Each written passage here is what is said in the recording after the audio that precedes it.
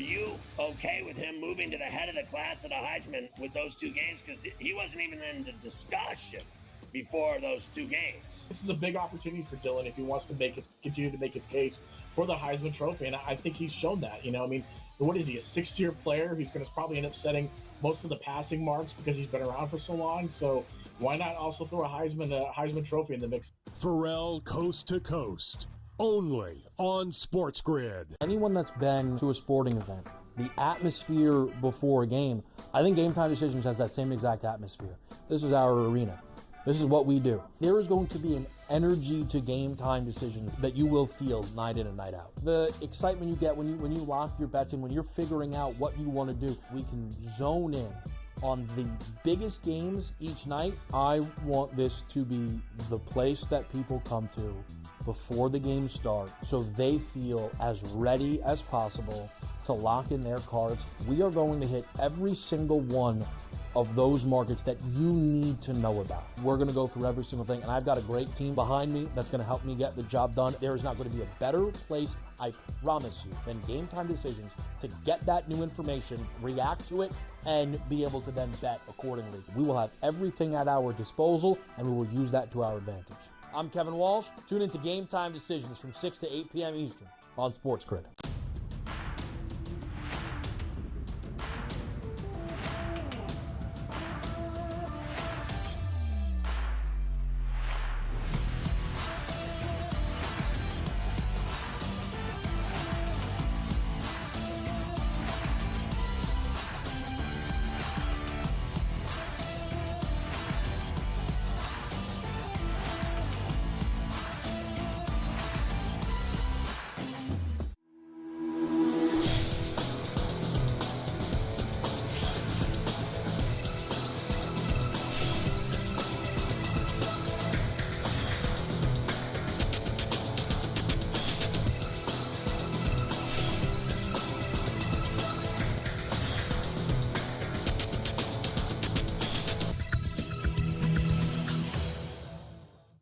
Good morning. Welcome to NewsWire here on SportsGrid. I'm Craig Mish. Welcome to another edition of the show. We'll recap Monday Night Football and get you ready for the trade deadline in the National Football League coming this afternoon. We've also seen a few trades going on. Also an update on Dak Prescott of the Dallas Cowboys. In addition, the latest in the National Basketball Association, and can the Miami Hurricanes do some damage in the college football playoff? It appears that they are headed that way. Manny Navarro is going to join us from The Athletic. Also, Bill Bender with the latest in college football from Sporting News. But let's begin where we've begun every single time the Chiefs play, which is another win.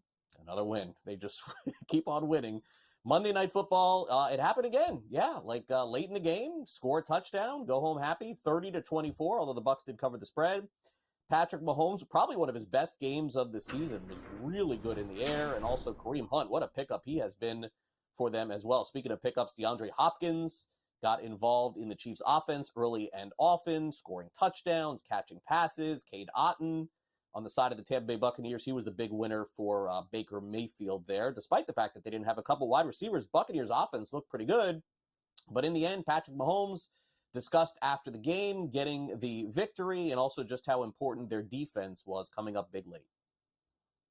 Yeah, no, I was obviously running for the goal line, was kind of committed to running the football, and at the last second saw Samaje, and so kind of awkwardly rolled the ankle a little bit. Definitely scary. I think it hurt more just because it's the same ankle I rolled last week. So it scared me a little bit, but once I kind of took my breath and kind of calmed down a little bit, ended up being not too bad. We were able to go in there, kind of get the respat, and go back on the football field. Yeah, I was trying to run off the field, and they were telling me not to. Just kind of the football mentality is to get off the field, and we just scored a touchdown. And they told me to just take it slow, and as I started walking, I started feeling better. And obviously, after I get the respat, get that comfortability back, and then took a few drops and felt good. I think right now, the most part, Patrick Mahomes looks healthy, and they're undefeated, so you know where they're headed, which is toward the playoffs yet again. We'll see how far they can take this undefeated. Remember, the only undefeated team in the history of the National Football League, 1972, Miami Dolphins. All right, on the side of the Tampa Bay Buccaneers, Baker Mayfield, nice game, but simply not enough. Talked about that postgame. Against a team like that, it comes down to little things. Everybody has a hand in this one. I think for the half, penalties and not completing the ball on a couple of easy throws and on that last drive before halftime, that really giving away 3 points. And, when you look at it against a team like this, that's the difference in winning and losing. And so, just disappointing overall, but our guys fought, and it's against a team on the offense like that, like it's you can only give them so many chances. So when you win the coin toss, that's what happens. But then I'm proud of all the guys we had on offense that stepped up, and Todd had a good message. We're that close, and don't get used to losing, but just turn this thing around, and we got a home game next week, and it's an NFC opponent, and got to find a way to win. That's it. Yeah, I would agree. And Buccaneers still in a good spot to make the playoffs. They're going to need to win a few more games. That was a tough one to swallow last night. Again, they did cover the spread if you did take them last night. All right, Dallas Cowboys did make a trade. We'll get to that here in a minute, a smaller trade. But will they make a bigger trade to get a quarterback? Remains to be seen, because Dak Prescott is going on injured reserve. Jerry Jones just did an interview on one of the radio stations in Dallas saying that he's headed to IR. So Cooper Rush will take over, at least temporarily. We'll see how long that lasts. Prescott with a hamstring issue. I think that's what's being reported. CeeDee Lamb has a sprained AC joint, so they added another wide receiver, Jonathan Mingo, and I'll tell you the details of that trade in just a minute. But needless to say, no Dak for the next 4 weeks. Mike McCarthy talked about the injury.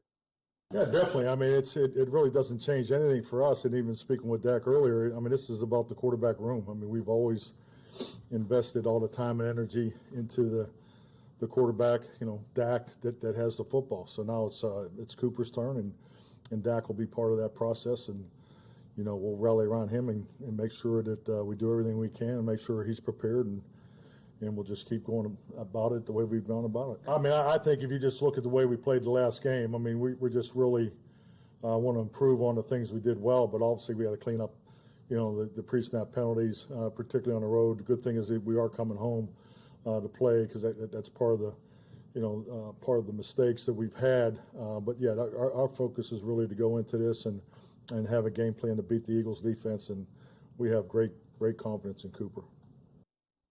I think right now Cooper Rush is the starting quarterback of the Dallas Cowboys, probably this week.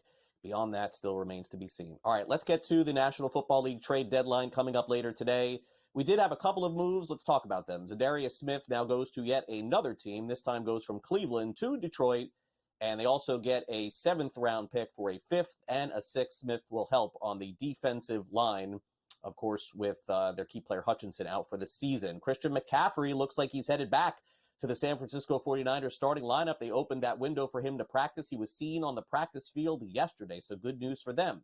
The Cincinnati Bengals now have a new running back in their room. It is Khalil Herbert from the Chicago Bears. Zach Moss has a neck injury, could be out for the remainder of the season. And also the Cardinals have traded for pass rusher Baron Browning, sending a 2025 6th-round pick in return. So the trades are coming fast and furious in the NFL. All right, the Trojans of USC are making a quarterback change. Jaden Maiava will start over Miller Moss this week against Nebraska, looking for a boost to the offense. It's been a tough year for USC. Texas A&M lost a big game, and they've also lost their running back Le'Veon Moss for the season. They were blown out 44-20 against South Carolina. Mike Elko says they're going to have to go to some backups in the running back room. In MACtion tonight, MAC action, Bowling Green, 13.5-point favorites on the road at Central Michigan, and also Ball State, 11.5-point home underdogs against Miami, Ohio. The total is 47.5 in that game. In the National Basketball Association, best team in the NBA, Cleveland Cavaliers. Yes, folks, they win again, 8-0. The final, they moved to 8-0. The final 116-114. Meanwhile, the Milwaukee Bucks have just one win on their season. Paul George returns. He scores 15 points.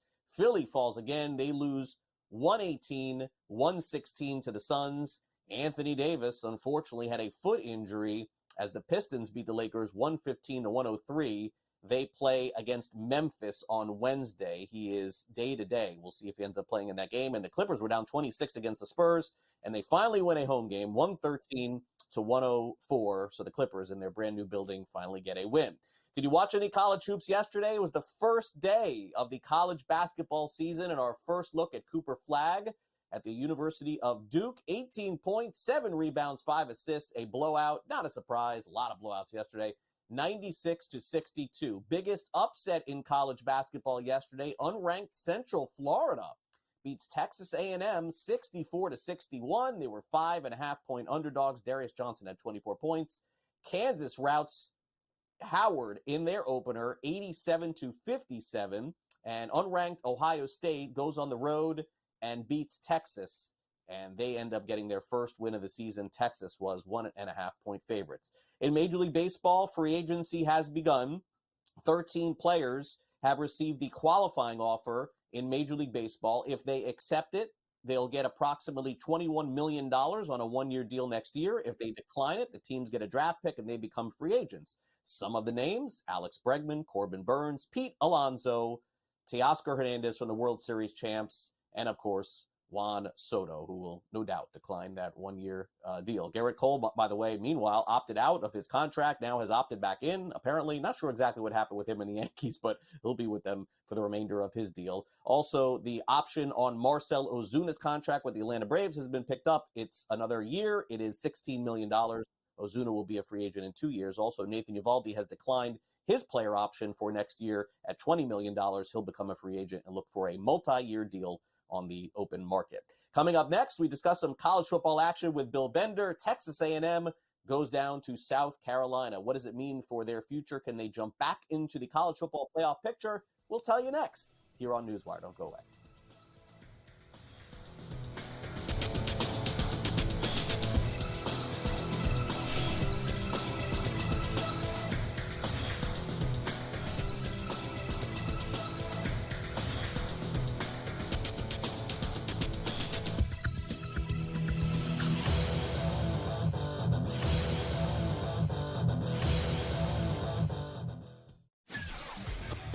Are you okay with him moving to the head of the class at a Heisman with those two games? Because he wasn't even in the discussion before those two games. This is a big opportunity for Dylan if he wants to continue to make his case for the Heisman Trophy, and I think he's shown that. You know, I mean, what is he, a sixth-year player who's going to probably end up setting most of the passing marks because he's been around for so long? So why not also throw a Heisman Trophy in the mix? Pharrell Coast to Coast, only on SportsGrid. Anyone that's been to a sporting event, the atmosphere before a game, I think Game Time Decisions has that same exact atmosphere. This is our arena. This is what we do. There is going to be an energy to Game Time Decisions that you will feel night in and night out. The excitement you get when you lock your bets in, when you're figuring out what you want to do, we can zone in on the biggest games each night. I want this to be the place that people come to before the games start so they feel as ready as possible to lock in their cards. We are going to hit every single one of those markets that you need to know about. We're going to go through every single thing, and I've got a great team behind me that's going to help me get the job done. There is not going to be a better place, I promise you, than Game Time Decisions to get that new information, react to it, and be able to then bet accordingly. We will have everything at our disposal, and we will use that to our advantage. I'm Kevin Walsh. Tune into Game Time Decisions from 6 to 8 p.m. Eastern on SportsGrid. Tatum has fixed that hitch. He now shoots it at the top of his jump. His release is really pure. And right now he's shooting it at 49% from three. Now, I'm not saying he's going to shoot at 49% from three for the season. But if he's at 42, 43%, Lord have mercy, look out below.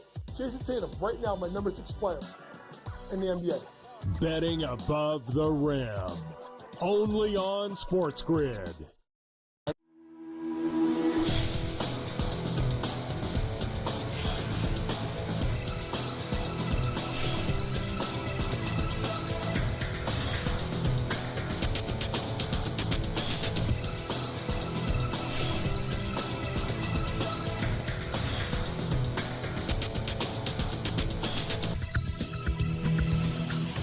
Welcome back to NewsWire here on SportsGrid. It's time to break down the latest in college football with Bill Bender of Sporting News. Bill, once again, great to have you here on the show.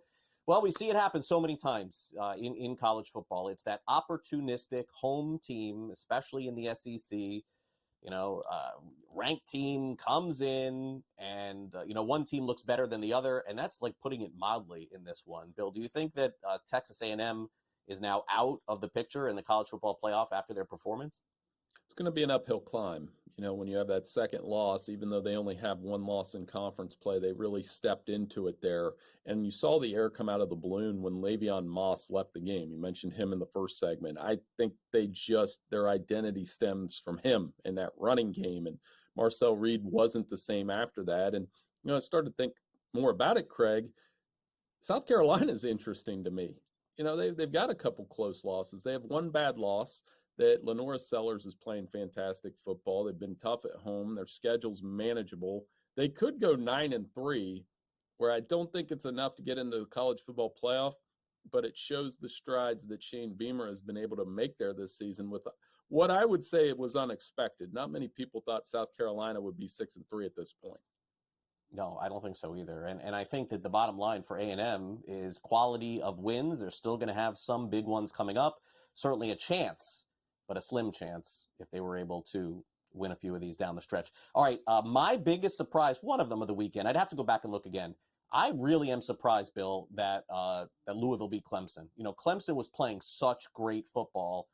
I thought that they had a great shot, not just to get into the playoff, but really do a lot of damage. They're going to have a key game coming up, of course, against the University of Miami. All of that is now out the window. What happened? I was stunned. Absolutely stunned because Clemson was never really in striking distance in the second half. Louisville came out with an excellent game plan, ran all over them in Death Valley. That was probably the most stunning part, 7.3 yards per carry. And it really puts the Tigers in a bind now because if you look at SMU and Miami's schedules, there's not a loss there. Unless Georgia Tech maybe beats Miami, maybe Miami goes to Syracuse and stumbles. I don't think SMU is going to lose. I think SMU is going to go to the ACC championship game. So if you're Clemson, right now your best case scenario is maybe to go 10-2 and hope for an at-large bid that's probably not there. And so this stunning loss to Louisville is really going to bite them at the end of the season. I couldn't believe it either. Yeah, no, to me, that was the big surprise there. I thought the Tigers were headed for top 5 category. Speaking of which, college football playoffs out tonight. Bill, let's take a look at your top 7 here, and I'll read it off. You'll tell me why you went with this. Well, it's really easy at the top here, especially 1 through 4. Oregon, Georgia, Ohio State, Miami. Good call by you, okay? I mean, no argument there. Texas at 5. Penn State at 6 for you. That's a surprise for me. Tennessee at 7. So I don't know, Bill, in my opinion, again, it's fun to disagree. I don't see how, after the way Penn State looked against Ohio State, that they'd still be in my top 7, personally. Fair. And that will be one of the indicators tonight to look out for. Do they put Tennessee over Penn State? I mean, to me, Tennessee did lose at Arkansas. There's not a ton of shame in Penn State losing to Ohio State by a touchdown because they can't call red zone plays correctly. I mean, just give the ball to Tyler Warren on 4th and goal, guys. Come on. But something for Penn State. They do have a West Virginia win. They did have a couple, USC win. Those aren't great wins, but I still think they'll be there. One of the indicators I think to look out for tonight, Craig, is Miami. Will they put Texas over Miami?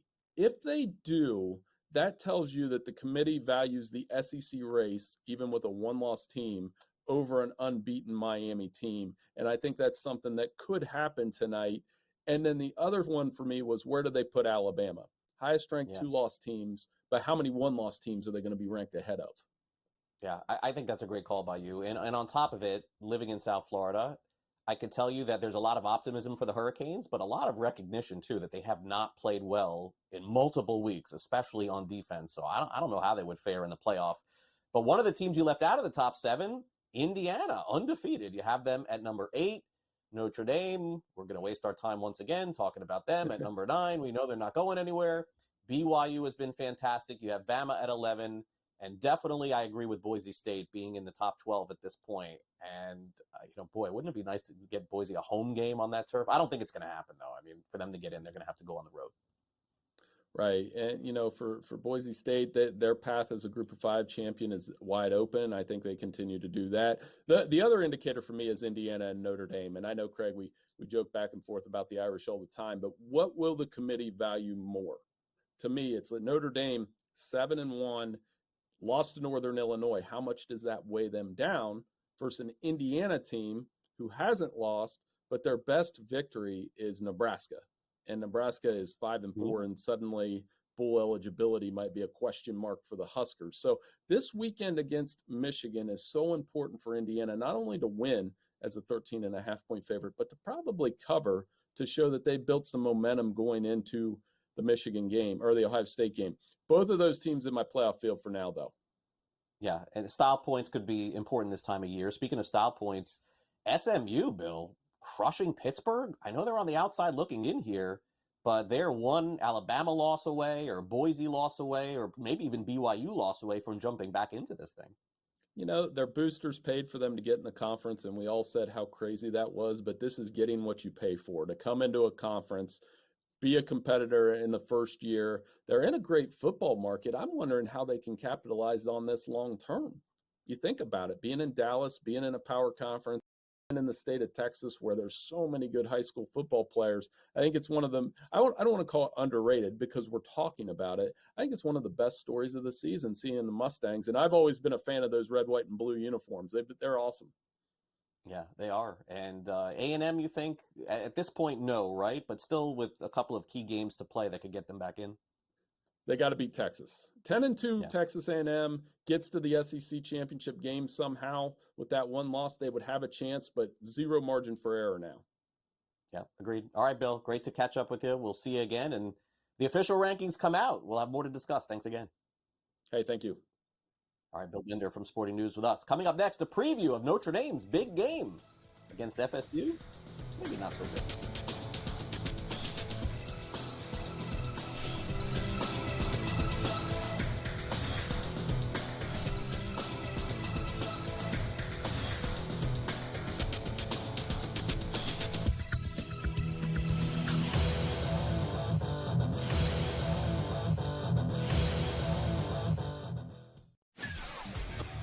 Are you okay with him moving to the head of the class of the Heisman with those two games? Because he wasn't even in the discussion before those two games. This is a big opportunity for Dylan if he wants to continue to make his case for the Heisman Trophy, and I think he's shown that. You know, I mean, what is he, a sixth-year player who's going to probably end up setting most of the passing marks because he's been around for so long? So why not also throw a Heisman Trophy in the mix? Pharrell Coast to Coast, only on SportsGrid. Anyone that's been to a sporting event, the atmosphere before a game, I think Game Time Decisions has that same exact atmosphere. This is our arena. This is what we do. There is going to be an energy to Game Time Decisions that you will feel night in and night out. The excitement you get when you lock your bets in, when you're figuring out what you want to do, we can zone in on the biggest games each night. I want this to be the place that people come to before the games start so they feel as ready as possible to lock in their cards. We are going to hit every single one of those markets that you need to know about. We're going to go through every single thing, and I've got a great team behind me that's going to help me get the job done. There is not going to be a better place, I promise you, than Game Time Decisions to get that new information, react to it, and be able to then bet accordingly. We will have everything at our disposal, and we will use that to our advantage. I'm Kevin Walsh. Tune into Game Time Decisions from 6 to 8 p.m. Eastern on SportsGrid. Tatum has fixed that hitch. He now shoots it at the top of his jump, his release is really pure. And right now he's shooting it at 49% from three. Now, I'm not saying he can shoot at 49% from three for the season. But if he's at 42, 43%, Lord have mercy, look out below. Jason Tatum, right now, my number 6 player in the NBA. Betting above the rim, only on SportsGrid.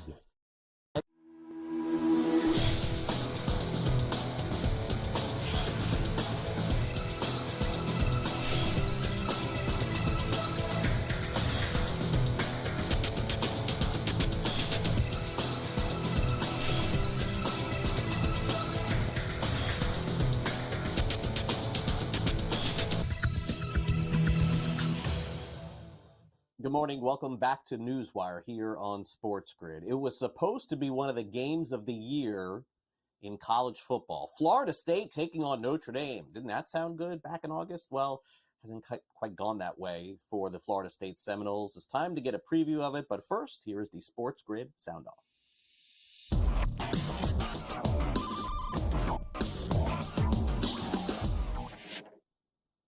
Talk about a miserable season for Florida State Seminoles fans. Oof. 8 losses already. Folks, we're not even in December yet. It's been a tough season for FSU. For Notre Dame, 1 tough loss, and the rest wins. So that's the matchup going into the big one this week, if you want to call it that. Here's Ben Stevens with a preview. If you would have told me that before the year, the second Saturday in November would feature a matchup between Notre Dame and Florida State, and the Seminoles already had 8 losses, I would have called you crazy. But that is exactly where FSU is as they visit top 10 Notre Dame on Saturday night in South Bend. The Irish, 7-1, the only loss this year to Northern Illinois. In fact, for Notre Dame, in 6 of the 8 games for the Irish this year against non-MAC opponents, Notre Dame has won all 6, and they are 5-0-1 against the spread. Meanwhile, Florida State is 1-8. The most losses for the Noles in a season since before Bobby Bowden's time in Tallahassee way back in 1975. And the Noles have only covered once in those 8 losses. It leads to a 25.5-point spread in South Bend on Saturday. Craig, back to you. That's a spread that I never would have thought we would see at the beginning of the season. Kind of crazy.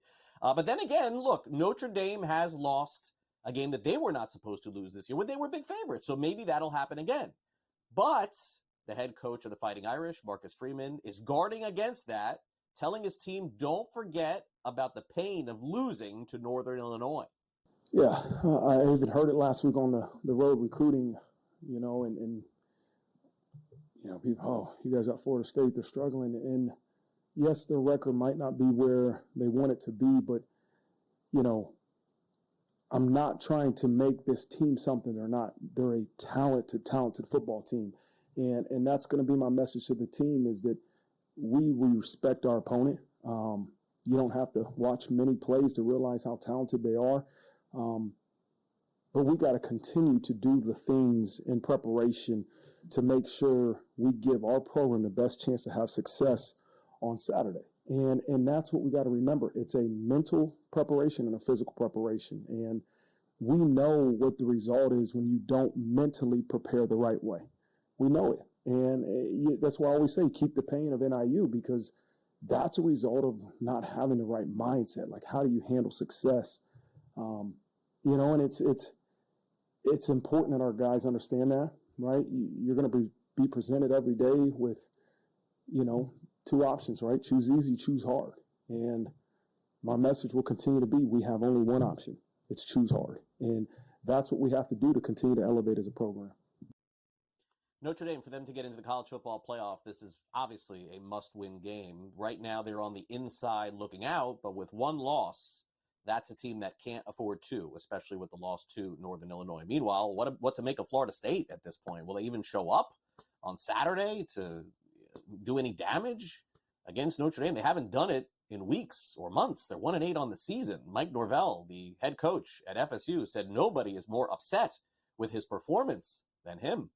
I understand the frustration. I mean, there's no fan that's more frustrated than I am. Right? There's nobody that's pouring more into what these players in this program than what our staff is. And I watch the work, and has it been good enough? No, it hasn't. We haven't had the results that any of us desire, or that what needs to be expected here. But we are going to pour all that we have into making sure for these games to finish the season. It's the best that we got. And we put ourselves in a position to go achieve success in these next 3 games. And it all starts going on the road this week. And, on the flip side of it, I am aware of, where we are, the things that have happened, some of the things that, that I'm evaluating throughout the course of the season, evaluating over the course of the last few years of, one, why did this happen? Why have we come up short? And then what are the issues and what can be done, changed, addressed, all of it that's going to allow us to take a monumental step, here this next year and for the future of the program. We'll take a quick break. FSU Miami, that used to be a big game. Manny Navarro will have a preview of that in a few weeks. Thanks.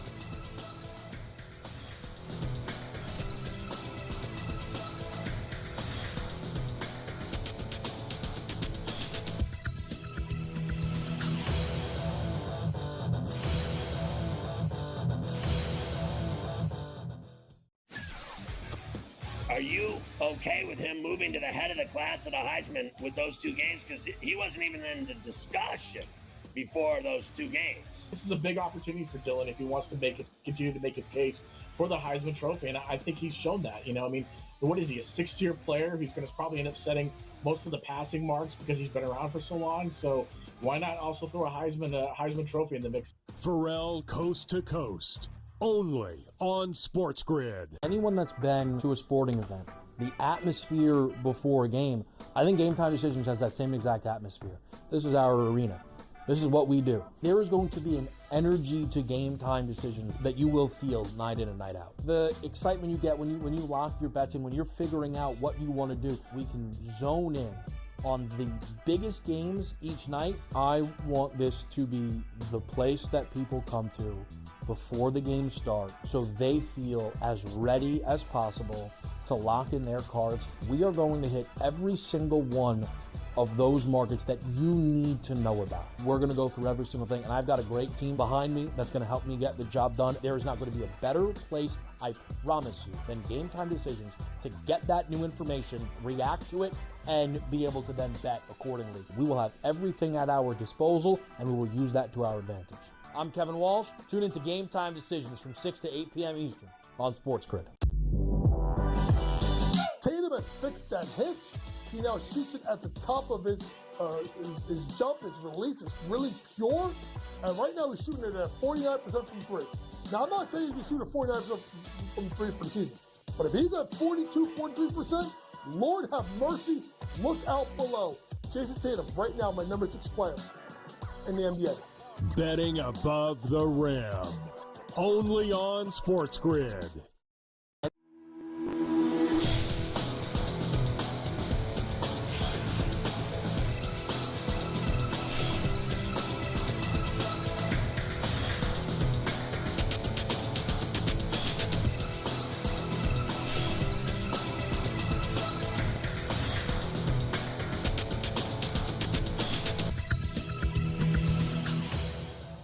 Welcome back to NewsWire here on SportsGrid. Manny Navarro is with us from The Athletic. He covers all of football in Florida and primarily based out of South Florida, so he covers the Miami Hurricanes. Usually this time of the year, I see Manny at like an event, a baseball event or something like that, because we're not even talking about the Hurricanes this time of the year in November. But here we are, Manny. Here we are.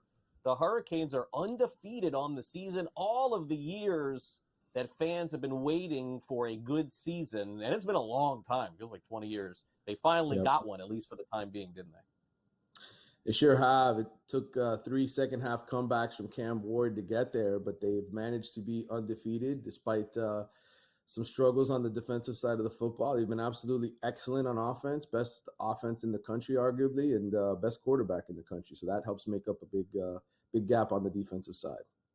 Yeah, it does, and they've climbed in the polls. In the preseason, ranked 19th, and all the way down to 7th, 6th, 4th, and I guess we're going to finally find out, Manny, tonight how the committee sees them in terms of the top 12. We know they'll be in the top 5. I mean, there's no argument there. Whether or not Texas is above them, I'm not really sure. But I guess at this point, I would ask you, Manny, do you think that the committee will look at them as a team that can win the championship? Because you know how they feel about that. They let FSU out. They left them out last year. And based on the way that the Hurricanes have played the last few weeks, we know that they're going to score 3, 4, 5 touchdowns a game minimum. But as you said, that defense is left a little to be desired.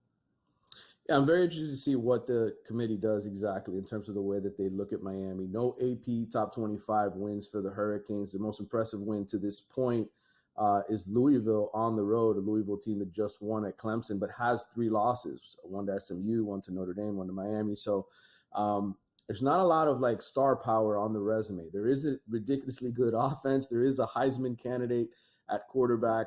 There is, some guys on the defensive line, a few guys on the defensive line that can get to the quarterback. But this is a team with some deficiencies, and I think ultimately they will be in the top 5. I just don't expect them to be top 3.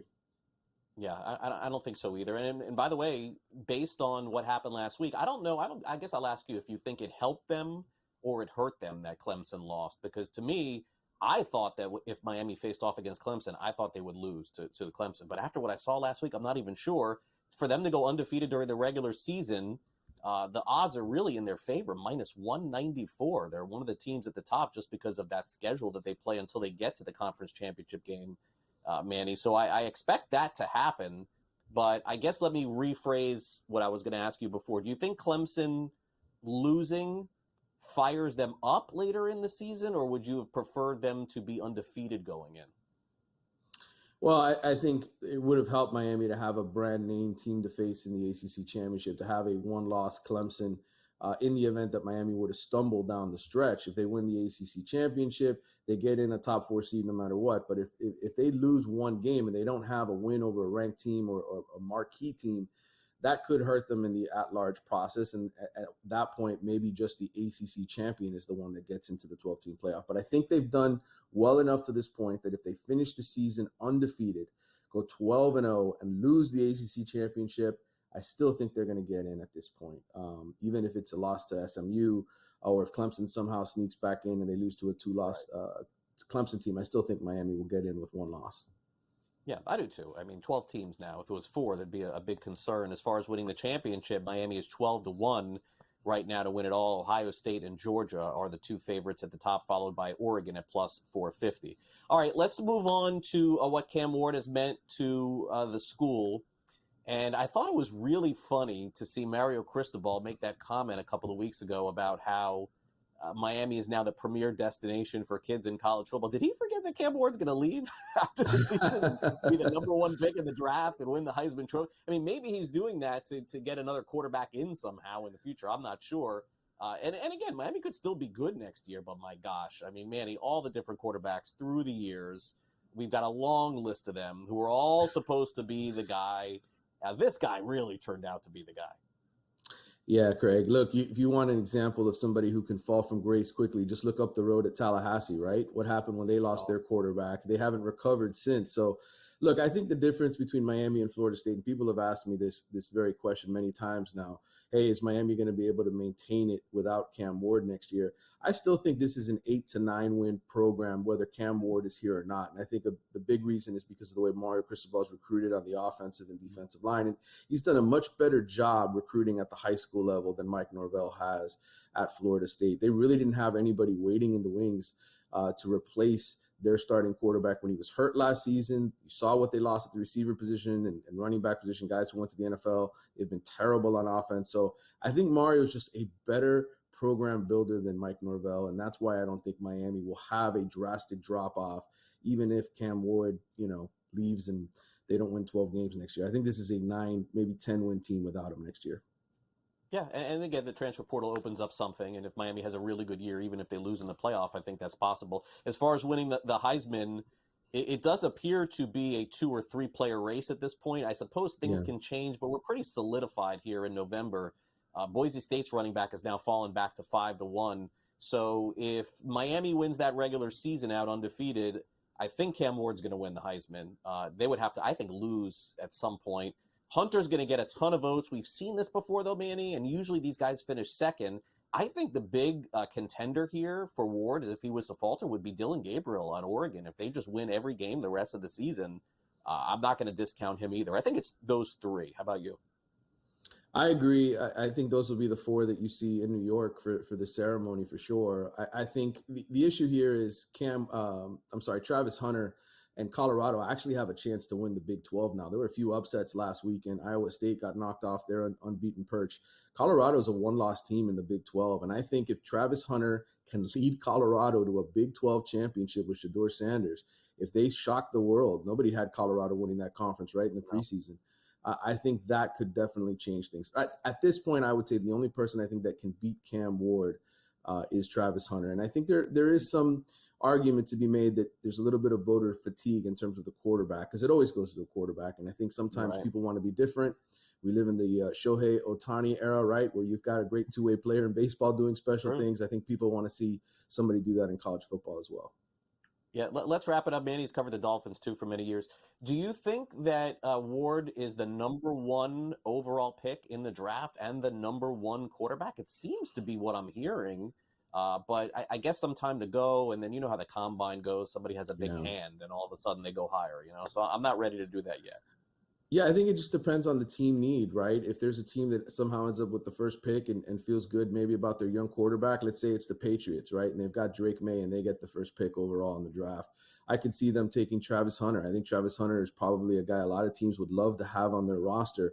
I think the one thing with Cam Ward, he plays a little bit too much backyard football, doesn't always make smart decisions, goes back across his body in the middle of the field, throws some interception. That's something that I think will give some NFL teams doubts about taking him first overall.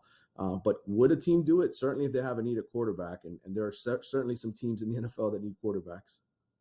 Yeah, well, Manny, we'll look forward to seeing how the end of the season plays out. This week, Florida State, Notre Dame, my Gators down to quarterback 7. It feels like the rest of the season. A very, very sad, very, very sad ending. Manny, thanks again for coming on. I'll keep an eye on the Hurricanes as they move forward. Thanks again. Thanks, Craig. All right, Manny Navarro doing a great job for The Athletic. Known Manny for decades, covering high school football, college football, everything, baseball as well. All right, we got to take a quick time out here on NewsWire. When we come back next, we recap Monday Night Football. We've got the Buccaneers and Kansas City Chiefs. How about the players the Chiefs have acquired this season, making a huge impact? DeAndre Hopkins last night, Kareem Hunt last night as well. And also, will there be a mega trade in the National Football League? The trade deadline is coming up in less than 5 hours from now. Will there be a Christian McCaffrey type move on NFL trade deadline day? I think that was the biggest trade that I've ever seen at the NFL trade deadline. Usually it's a lot of us screaming about big trades and then nothing ever happens. So we'll find out next. Don't go away. Jacob Camenker's up.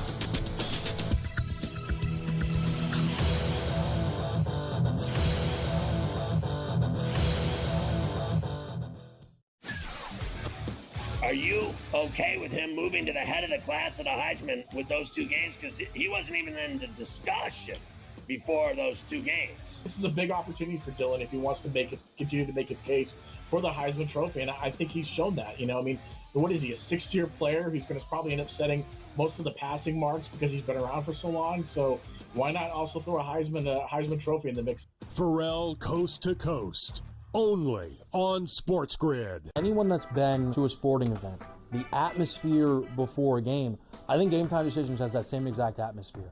This is our arena. This is what we do. There is going to be an energy to Game Time Decisions that you will feel night in and night out. The excitement you get when you lock your bets in, when you're figuring out what you want to do, we can zone in on the biggest games each night. I want this to be the place that people come to before the games start so they feel as ready as possible to lock in their cards. We are going to hit every single one of those markets that you need to know about. We're going to go through every single thing, and I've got a great team behind me that's going to help me get the job done. There is not going to be a better place, I promise you, than Game Time Decisions to get that new information, react to it, and be able to then bet accordingly. We will have everything at our disposal, and we will use that to our advantage. I'm Kevin Walsh. Tune into Game Time Decisions from 6 to 8 p.m. Eastern on SportsGrid. Tatum has fixed that hitch. He now shoots it at the top of his jump, his release is really pure. And right now he's shooting it at 49% from 3. Now, I'm not telling you to shoot at 49% from 3 for the season. But if he's at 42, 43%, Lord have mercy, look out below. Jason Tatum, right now, my number 6 player in the NBA. Betting above the rim, only on SportsGrid.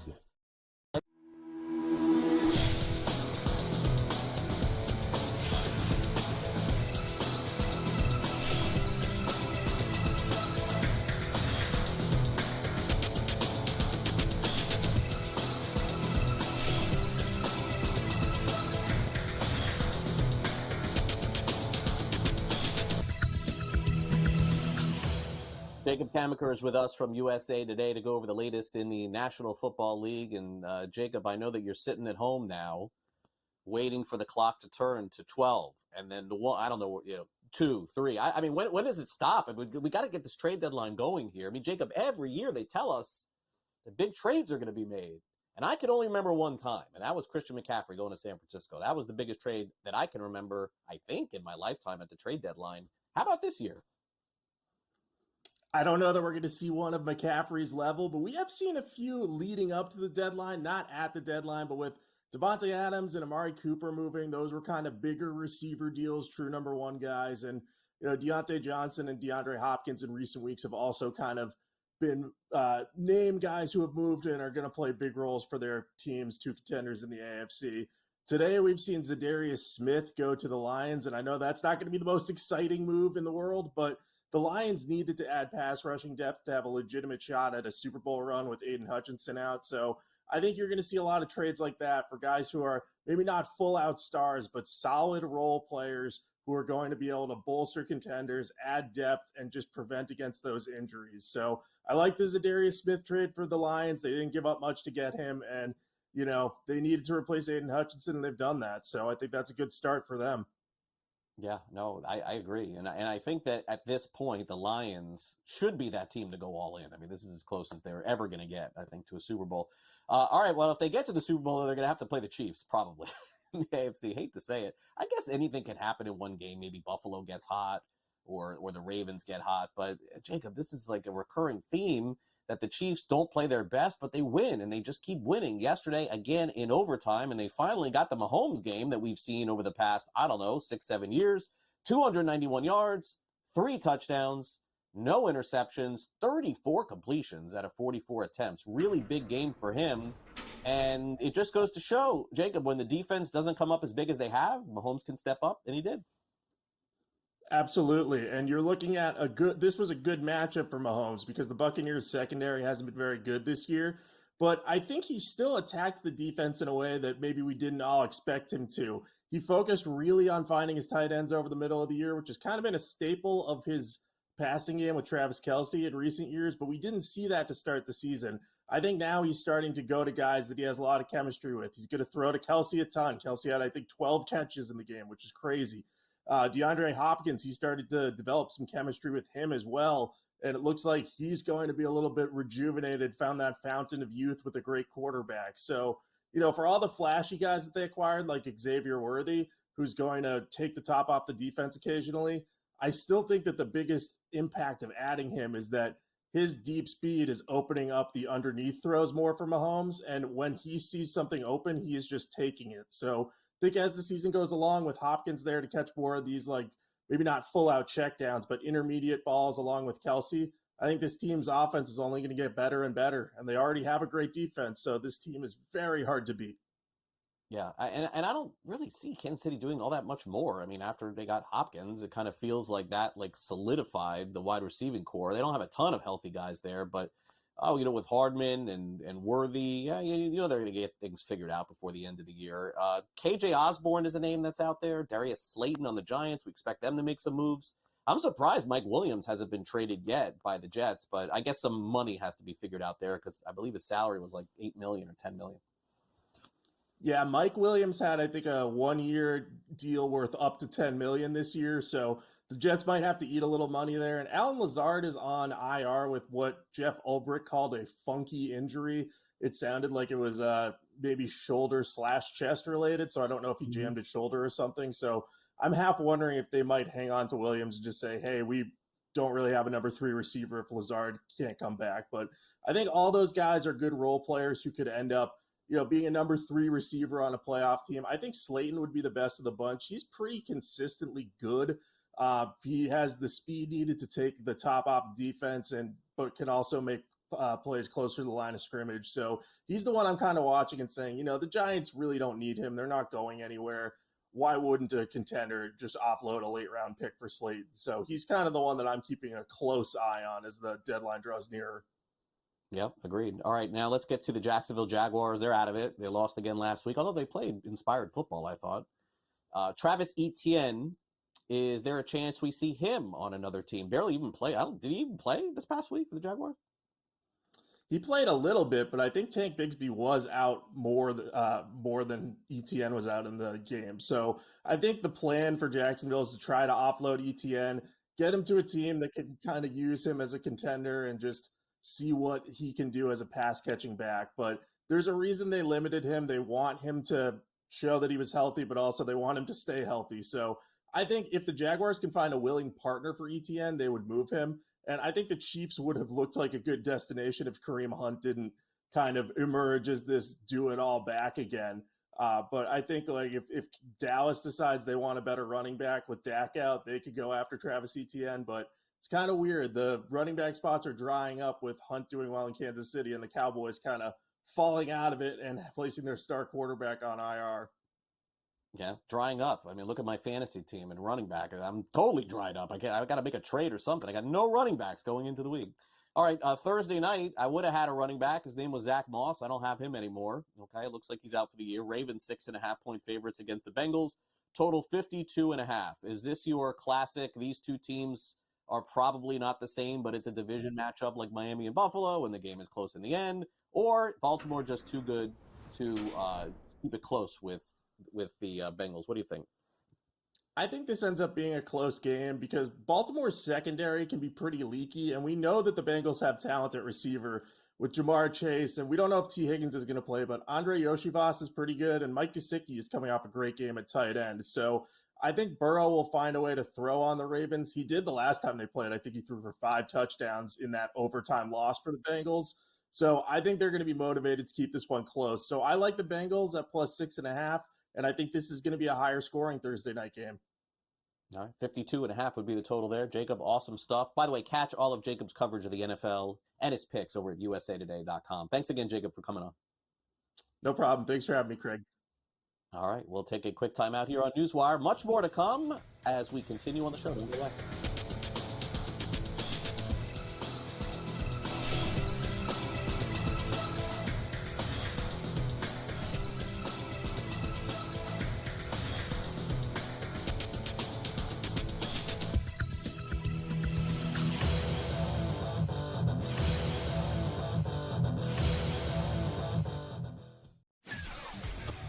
Are you okay with him moving to the head of the class of the Heisman with those 2 games? Because he wasn't even in the discussion before those 2 games. This is a big opportunity for Dylan if he wants to continue to make his case for the Heisman Trophy, and I think he's shown that. You know, I mean, what is he, a 6th-tier player who's going to probably end up setting most of the passing marks because he's been around for so long? So why not also throw a Heisman Trophy in the mix? Pharrell Coast to Coast, only on SportsGrid. Anyone that's been to a sporting event, the atmosphere before a game, I think Game Time Decisions has that same exact atmosphere. This is our arena. This is what we do. There is going to be an energy to Game Time Decisions that you will feel night in and night out. The excitement you get when you lock your bets in, when you're figuring out what you want to do, we can zone in on the biggest games each night. I want this to be the place that people come to before the games start so they feel as ready as possible to lock in their cards. We are going to hit every single one of those markets that you need to know about. We're going to go through every single thing, and I've got a great team behind me that's going to help me get the job done. There is not going to be a better place, I promise you, than Game Time Decisions to get that new information, react to it, and be able to then bet accordingly. We will have everything at our disposal, and we will use that to our advantage. I'm Kevin Walsh. Tune into Game Time Decisions from 6 to 8 p.m. Eastern on SportsGrid. Tatum has fixed that hitch. He now shoots it at the top of his jump. His release is really pure. And right now he's shooting it at 49% from 3. Now, I'm not saying you can shoot at 49% from 3 for the season. But if he's at 42, 43%, Lord have mercy, look out below. Jason Tatum, right now, my number 6 player in the NBA. Betting above the rim, only on SportsGrid.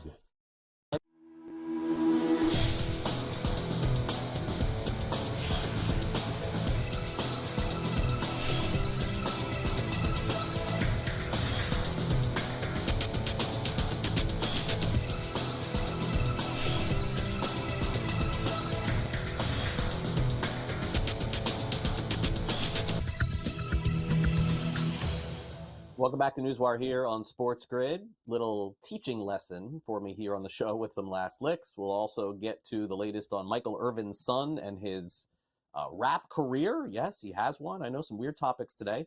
And also, if you're interested in purchasing a Michael Jordan jersey from the 90s, it's going to cost you a pretty penny. Time now for some last licks.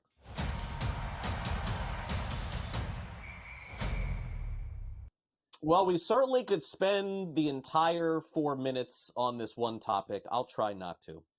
There's an Australian Football League referee named Lee Housen. Lee Housen, Leigh. I want to spell this right too, Haussen. If you want to Google this story yourself so you know I'm not making this up, this guy on Halloween in Australia thought it was a good idea amongst all of the, I guess, players. They had some event to get dressed up in New York, got dressed up like Osama bin Laden. Folks, he was fired. Okay.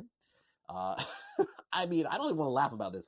I mean, you have to be so stupid to think that this is a really good idea. It's, by the way, the AFL, Australian Football League. But my guy, any other idea would have probably been acceptable. This one not.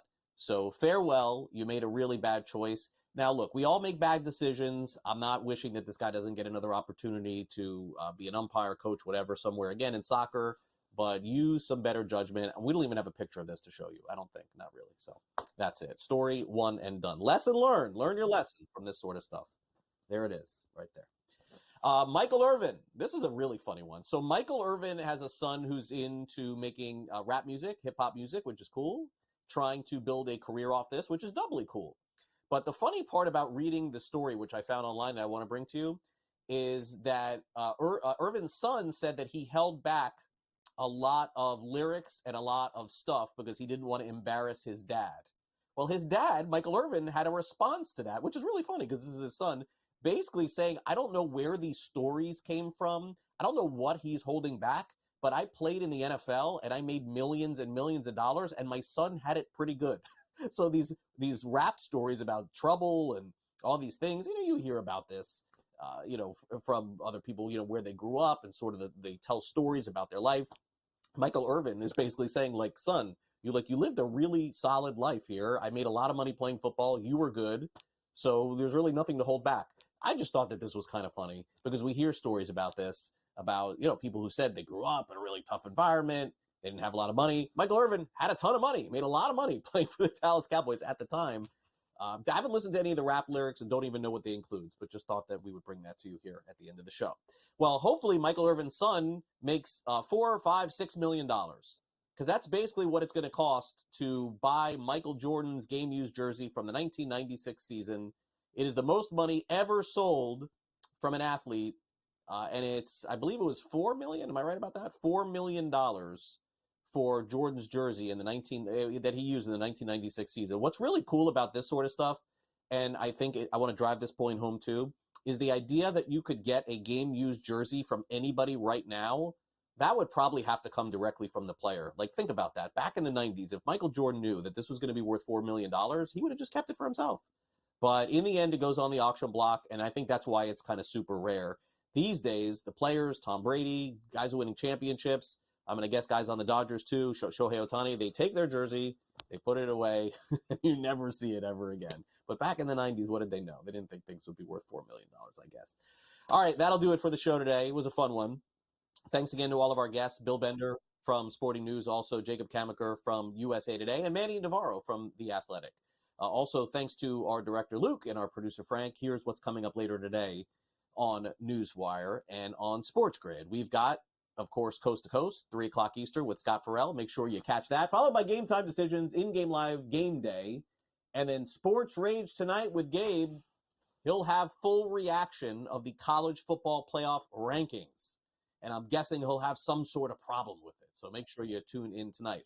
Quick programming reminder. In for me tomorrow is my good buddy Joe Ranieri. He's going to be hosting the show as I take a day off. I'll be back with you on Thursday as we get you ready for Thursday night football. Just taking a day off tomorrow. Why not? Enjoy life, right? So I hope you enjoy your life and over the next couple of days. I'll see you back here Thursday morning. Enjoy the rest of your day. Great programming coming your way. College basketball previews, too, coming up on Coast to Coast. Have a great day.